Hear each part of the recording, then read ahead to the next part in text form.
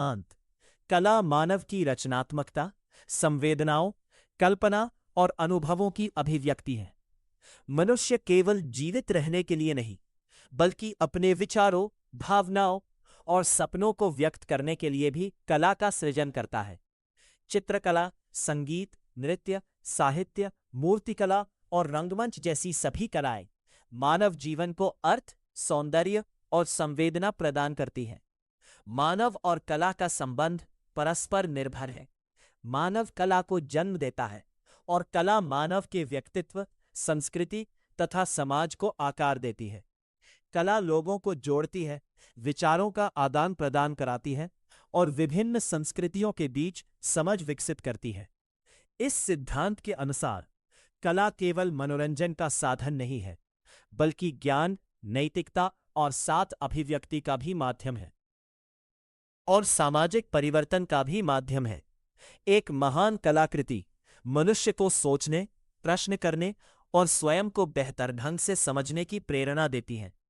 अंततः कला और मानव एक दूसरे के पूरक है। जहां मानव के बिना कला का अस्तित्व संभव नहीं, वहीं कला के बिना मानव जीवन अधूरा और नीरस प्रतीत होता है।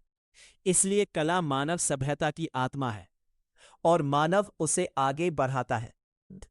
कला मानव की चेतना का दर्पण है। मनुष्य अपने अनुभव, संघर्ष, प्रेम, भय, आशा और कल्पना को कला के माध्यम से व्यक्त करता है। कला केवल सुंदर वस्तुएं बनाने की प्रक्रिया नहीं है, बल्कि ये मानव के भीतर छिपे विचारों और भावनाओं को आकार देने की शक्ति है। हर युग की कला उस समय के समाज, संस्कृति और विचारधारा को दर्शाती है। इसलिए कला इतिहास को समझने का भी एक महत्वपूर्ण माध्यम है। जब समाज बदलता है, तो कला भी बदलती है, और जब कला बदलती है, तो वो समाज को नए विचारों और नई दिशाओं की प्रेरणा देती है। मानव की रचनात्मकता ही कला की सबसे बड़ी शक्ति है। विज्ञान मानव को ये बताता है कि दुनिया कैसे काम करती है, जबकि कला ये समझने में मदद करती है कि मनुष्य दुनिया को कैसे महसूस करता है।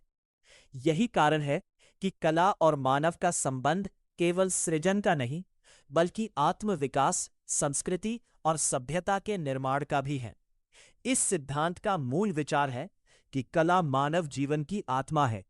जहां कल्पना, संवेदना और अभिव्यक्ति होती है, वही कला जन्म लेती है, और जहां कला जीवित रहती है, वहां मानवता भी समृद्ध होती है।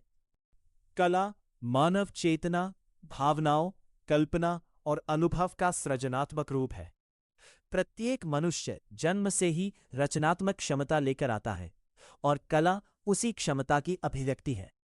इसलिए कला केवल बनाई नहीं जाती, बल्कि मानव के भीतर से स्वाभाविक रूप से जन्म लेती है। इस सिद्धांत के अनुसार कला के तीन मूल आधार हैं।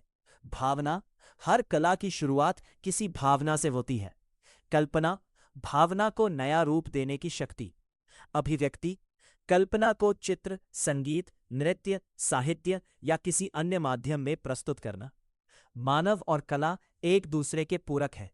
मानव कला को जन्म देता है, और कला मानव के विचार, चरित्र, संस्कृति तथा समाज को समृद्ध बनाती है। इसलिए कला केवल सौंदर्य नहीं, बल्कि ज्ञान, संवेदना और मानव विकास का माध्यम भी है। जहां मानव है, वहां कला है, और जहां कला है, वहां मानवता जीवित है।